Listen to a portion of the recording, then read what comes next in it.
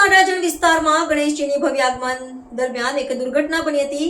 Garden group દ્વારા આયોજિત ગણેશ આગમન કાર્યક્રમમાં લોકોની ભારે ભીડને કારણે સ્ટેજ તૂટી પડ્યું હતું, જેના લીધે બાળકો સહિતના લોકોમાં ભાગદોડ મચી ગઈ હતી અને કેટલાક લોકોને સામાન્ય ઈજાઓ પણ થઈ હતી। જ્યારે બે મહિલાઓ સ્ટેજ નીચે ફસાઈ જવાના કારણે લોકોએ સ્ટેજને ઊંચું કરી બહાર કાઢી હતી। મહિલાને પગમાં સામાન્ય ઈજા થઈ હતી।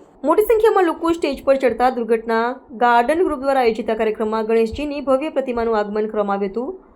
આ પ્રસંગે ગણેશજીના આગમન પહેલા વિવિધ સાંસ્કૃતિક પ્રતિકૃતિઓ પણ પ્રદર્શિત કરવામાં આવી હતી। આ અનોખી પ્રતિકૃતિઓને જોવા માટે હજારોની સંખ્યામાં લોકો ઉમટી પડ્યા હતા। આયોજકોએ મોટી સંખ્યામાં લોકોને સમાવવા માટે એક વિશાળ સ્ટેજ બનાવ્યો હતો, જેના કારણે મોટી સંખ્યામાં લોકો સ્ટેજ પર પહોંચી ગયા હતા।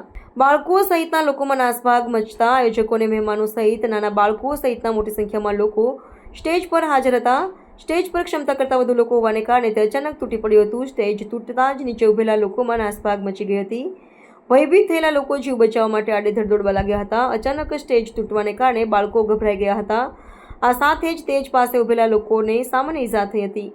બે મહિલા ફસાઈ જતા ઈજા પહોંચી। સ્ટેજ તૂટવાને કારણે તેની પાસે ઉભેલી બે મહિલાના પગ સ્ટેજની નીચે ફસાઈ ગયા હતા, જેના કારણે તાત્કાલિક લોકો દ્વારા સ્ટેજને ઓછું કરી બંને મહિલાઓને બહાર કાઢી લેવામાં આવી છે।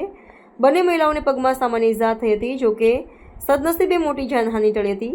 સૂત્રોના જણાવ્યા અનુસાર એક વ્યક્તિને નાની મોટી ઈજા થઈ હતી, જેને તાત્કાલિક સારવાર આપવામાં આવી હતી।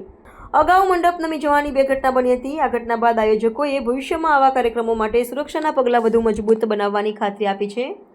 પોલીસ અને સ્થાનિક પ્રશાસને પણ આ ઘટનાની નોંધ લીધી છે। આ બનાવથી સ્પષ્ટ થાય છે કે જાહેર કાર્યક્રમોમાં સુરક્ષા અને ભીડ નિયંત્રણનું યોગ્ય આયોજન કરવું કેટલું જરૂરી છે। છેલ્લા થોડા દિવસોની અંદર આ પહેલાં પણ મંડપ નમી પડવાની બે ઘટનાઓ બની ચૂકી છે, જેમાં પણ કોઈ જાનહાનિ થઈ ન હતી।